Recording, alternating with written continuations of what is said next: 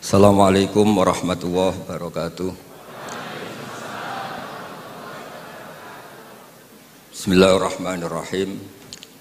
Tabarakalladzi nazzalal furqana ala 'abdihi liyakuna lil 'alamina nadhira. Allahumma shalli wa sallim wa barik ala sayyidina Maulana Muhammadin wa ala alihi wa sahbihi asma'in, amma ba'du. Yang kita hormati bersama Profesor Dr. Muhammad Quraish Shihab, semua yang hadir saya hormati, karena kalau mau nyebut sudah disebut Pak Rektor sebagai bentuk penghormatan bahwa ingatannya jenengan itu bagus, pokoknya kayak yang disebut Pak Rektor. Kedua, saya alhamdulillah ini rektornya tawaduk sekali, tahu diri, jadi alhamdulillah bagus. Singkat cerita, beliau pernah ke rumah saya sama Pak Lutfi sama Pak Arsoyo, minta saya ikut jadi pembina di Badan Wakaf. Ya karena diteror, didatangi orang-orang sepuh, saya bilang iya gitu. Kalau ada Jawa itu kalau didatangi itu kan kayak diteror gitu. Yes. Padahal saya di sini tuh lama sekali. Derekno Profesor ini ikut bantu. Karena latar belakang beliau itu sastra adab. Dulu di Al-Azhar sama dengan Profesor Quraish, seniornya Pak Quraish.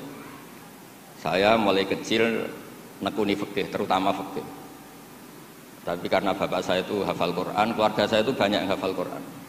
Hafal beneran, maksudnya itu hafal betul itu. Nah, sehingga terus saya juga ikut hafal. Nah, kenapa judulnya seperti ini? Ini makalah nanti di taskhih istilahnya pondok bareng-bareng Pak Quraish. Jadi Indonesia yang damai ini nggak lepas dari peran kitab-kitab yang datang ke kita, datang ke Indonesia.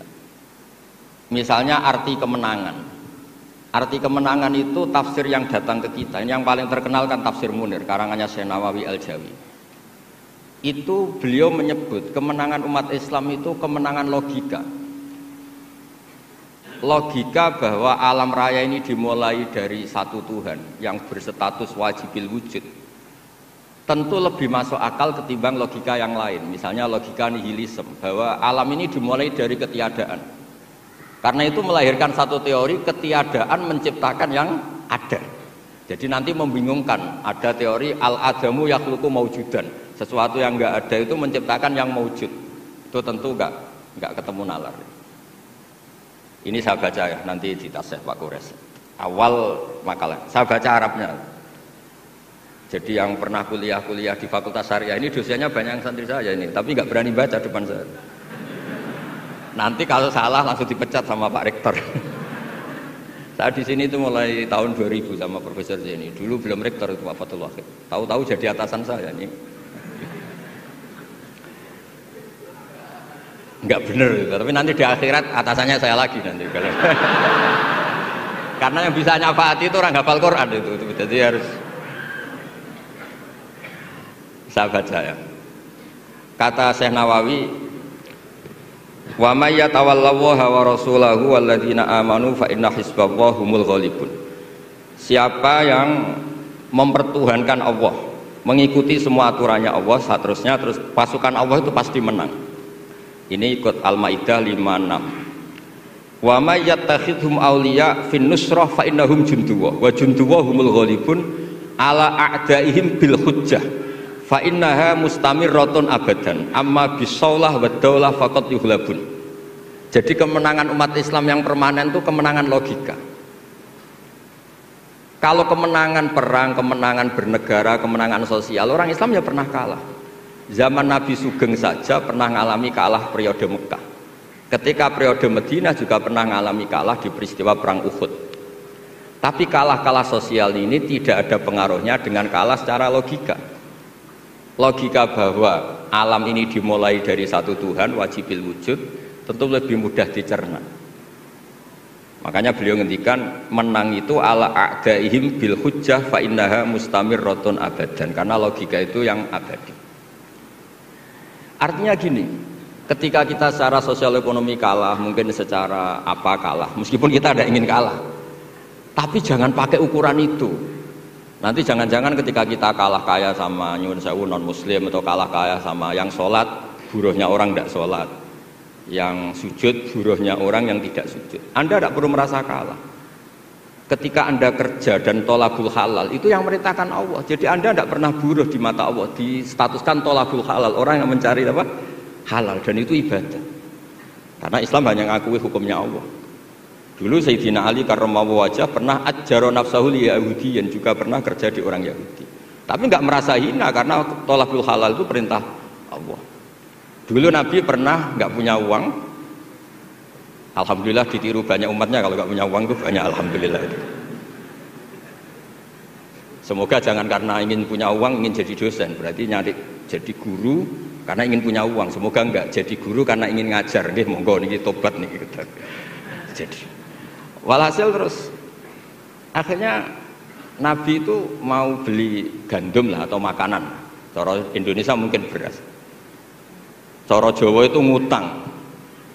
Terus kata orang Yahudi, jaminannya apa Muhammad? Nabi sempat bilang, ngendikan, saya ini dipercaya langit, masa kamu tidak percaya saya? Kata orang Yahudi itu menurut orang Islam, saya ini Yahudi. Walhasil Nabi terus rohanahu dir'an. Nabi menggadekan rompi perang sebagai jaminan kalau kapan-kapan tidak kuat bayar.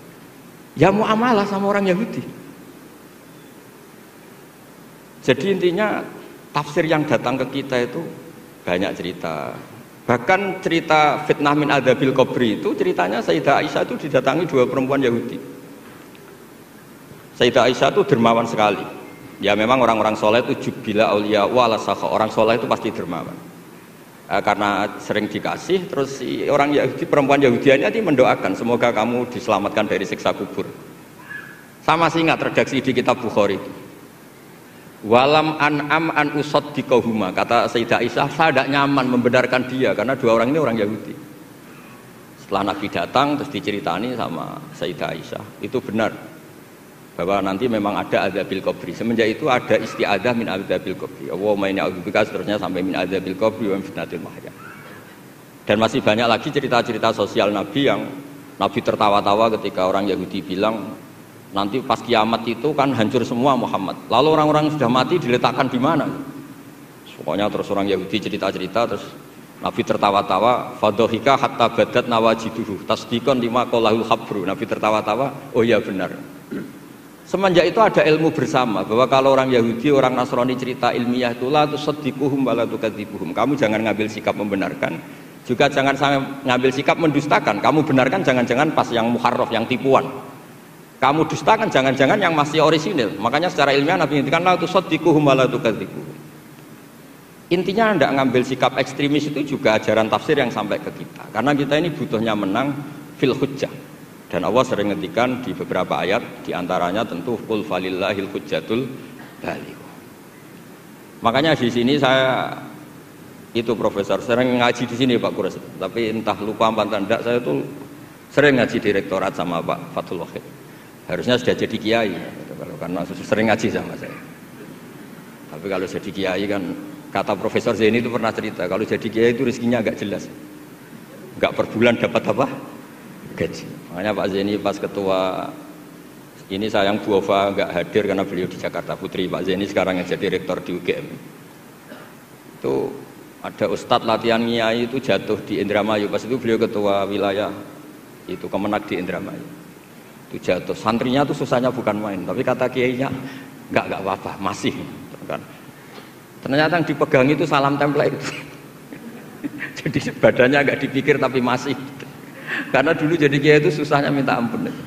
Makanya profesi ini sudah jarang yang mau itu. Kalau jadi kiai artis banyak yang mau karena makanya saya jadi kiai di UI itu sering istighfar. Jangan-jangan ini kategori elit sehingga hisabnya besar gitu. Makanya saya ini termasuk kiai orisinil, jadi saya dipaksa jadi kiai di sini, tapi sering nggak mau karena saya ini kiai betul. Jadi kalau fasilitas banyak takut hisab. Kalau kiai nggak betulan fasilitas banyak tambah seneng. Nggak, ini bukan nyindir siapa-siapa, ini memang aturan ikhlas begitu. Mukhlisina lahuddin, nggak nyindir siapa-siapa, memang aturannya begitu. Saya cerita di keluarga saya yang masih megangi itu. Di pondok itu ajaran pertama itu tauhid, dan itu mesti diajari sifat pertama Allah itu wajibul wujud, wujud kita bakok mukhalafatul hawadis. Dan mereka sering beri contoh. Kenapa tafsir Munir Bismillahirrahmanirrahim? Pertama yang diterangkan oleh tafsir Munir, Senawi Al-Jawi. Kenapa Al-Quran dimulai dari ba? Dan ba dimulai ada titiknya satu. Itu Allah seakan-akan mau maklumatkan bahwa awalu hadil mawujudat adalah nuqtah wahidah. Pertama wujud, kamu gambar apa saja, saya sering cerita ini tak ulang-ulang. Kamu gambar apa saja, entah gambar jelek, entah bagus, tetap dimulai dari satu titik. Angka 1 juta sampai 1 miliar 1 triliun tetap dimulai dari angka 1. Sebab itu bak di situ kata Syekh Nawawi adalah bi kana makana wa bi yakunu mayakun. Dengan saya kata Allah yang ada menjadi ada, yang mau ada saya yang mengadakan. Unsur utamanya saya kata Allah. Nuqtatil wujud. Artinya gini, andaikan kita neladani tafsir-tafsir yang ada di Indonesia, kita ini pasti menguatkan akidah. Bukan menang kalah urusan sosial, urusan apa. Itu kedua ketiga lah, syukur-syukur menang. Tapi kalau kita paksakan itu yang nomor satu, pasti kita sering kecewa. Itu rektor UI itu mesti miskin tuh dibanding pengusaha-pengusaha Jakarta itu. Itu kalau nggak terima, saya ini rektor Universitas Islam, masa kalah kaya, kan repot nanti sedih. Ini barokahnya qanaah, alhamdulillah gak apa-apa. Ya jadi jelas ya di sini beliau ngendikan yang menang hujah itu fa innaha mustamirratun abadan. Logika itu mustamirratun abadan. Dalam kitab Fathul Bari sarahnya Shahihul Bukhari dijelaskan kemenangan umat Islam itu iltidza dan aklian. Kita punya akidah yang secara akal tuh nyaman. Coba Anda misalnya jadi muslim, Anda mungkin profesor, kayak alim, kayak top, terus ditawari satu teori begini, hadil maujudat khalaqahal adamu misalnya, ini yang alam nyata ini penciptanya adalah ketiadaan, kamu pusing 7 keliling. Ini gimana sesuatu yang ada kok penyebabnya ketiadaan? Sebab itu dulu ada sahabat namanya Jubair bin Mut'im. Itu tokoh besar di kafir Quraisy. Saking tokohnya dia yang jadi utusan untuk membebaskan Asra Badrin, tawanan Badar. Pas dia nginep di masjid nunggu ketemu Nabi, Nabi pas sholat maghrib baca wattur wa kitabi mastur firroqim mansur. Didengerin sama dia sampai pada ayat am khuliqu min ghairi syai'in am humul khaliqun. Masa alam raya yang seluas ini kemudian diciptakan tanpa sebab yang ada? Atau kamu-kamu yang enggak mengakui Tuhan itu kamu pencipta langit dan bumi? Am khalaqus samawati wal ard bal la yuqinun. Nangis dia. Nangis terus sungkem masuk Islam. Sampai ngendikan fakaan nama sudi akolbi. Sebagian riwayat kada kolbi ayatir. Dengan logika yang dibangun Quran itu hampir habis, saya habis. Karena Quran sangat demokratis. Qul ara'aytum ma tad'una min dunillah aruni ma khalaqu minal ardi am lahum syirkun fis samawati. Kalau Anda merasa jadi Tuhan enggak apa-apa. Tapi tunjukkan reputasi Anda. Apa Anda menciptakan langit bumi? Apa ketika saya bikin langit kata Allah kamu ikut urun? Saya sering cerita apa kamu ikut nyumbang semen pas saya bikin langit? Enggak kan? Malah sebagian ayat Allah ngendikan ma asyadtuhum khalqas samawati wal ard. Mereka-mereka yang kamu tuhankan ketika aku bikin langit bumi, mereka di mana? Membantu saya apa kata Allah? Kok enak tahu-tahu jadi Tuhannya bumi, enggak ikut bikin, ikut jadi Tuhan itu. Itu habis Jubair bin Mut'im. Akhirnya masuk Islam. Artinya gini, ketika Islam belum kuat, masih banyak ashabis sufa yang miskin, mondok saja numpang Nabi. Itu hujahnya sudah menang. Makanya kata Syekh Nawawi, yang mesti menang itu hujah fa innaha mustamirratun abadan. Ya dicicil aja satu aja ya, nanti kapan-kapan ketemu lagi. Terus ini yang agak rileks, ini yang spesial, saya itu jarang pergi sama istri saya gara-gara memang adatnya gitu. Tapi karena soal Pak Kures tadi istri saya ikut karena Pak Kures juga bawa istri. Ini spesial betul. Biasanya saya agak pernah karena adat keluarga saya itu ya begitulah. Ya jadi saya mohon semohon-mohonnya nanti Pak Kures bisa nerangkan panjang lebar. Jadi terus yang kedua ya dua aja lah dua. Ya ayyuhalladzina amanus biru. Di sini dijelaskan ala masyaqqatil istidlal fi ma'rifati tauhid wan nubuwah wal ma'ad. Wa ala masyaqqatis istinbatil jawab an syubuhati nahwil falasifah.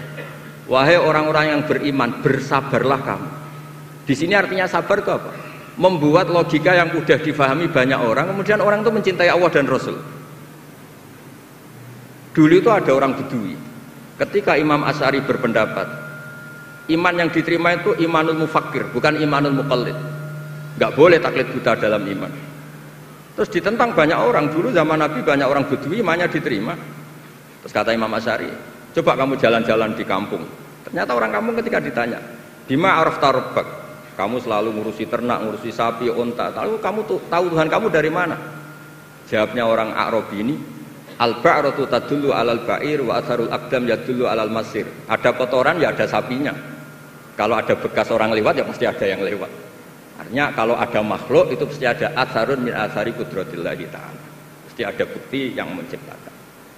Itu ulama terus bikin logika. Lah yang saya sering cerita paling populer di kitab saya punya kitab namanya Nailul Ma'mul, karangannya Syekh Mahfud At-Turmusi, itu orang Indonesia juga. Beliau nukil dari cerita Imam Amudi. Saya cerita di mana-mana. Imam Amudi itu gurunya Saizuddin bin Abdussalam, Sultanul Ulama itu punya guru namanya Imam Amudi. Itu senangannya ngajar matematika, bukan ngajar tafsir, ngajar matematika. Terus ketika beliau meninggal, muridnya tanya. Tadi Profesor Quraisy juga cerita mimpi. Ini saya cerita mimpinya Imam Amudi. Ma fa'ala bika rabbuk, yang diperlakukan Tuhan kamu itu apa? Anda hanya pengajar matematika.